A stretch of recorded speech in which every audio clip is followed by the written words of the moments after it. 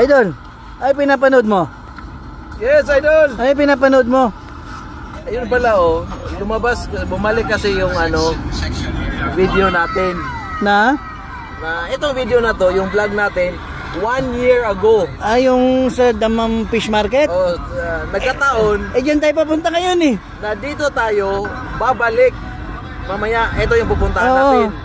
So, biro mo, last year yung huling punta natin.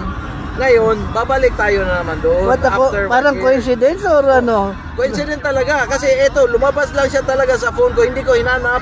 Lumabas lang sa newsfeed ko.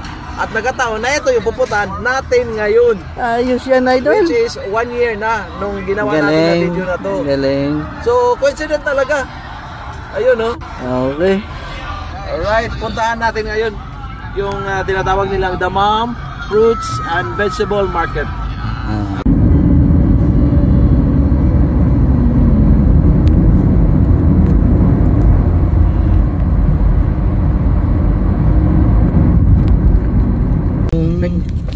Palatandaan na nandito na tayo, malapit na tayo patungo sa fish market na yan.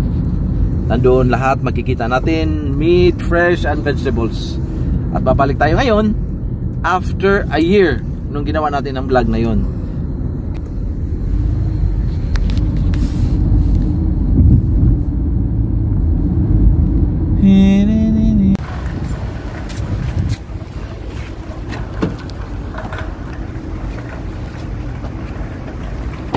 Alright, nandito na tayo mga idol. Ayan, dito tayo mamimili ng pangangailangan natin sa bahay kasi paubos na yung mga laman sa ref. Kaya samahan nyo kami at mamili tayo. Alright.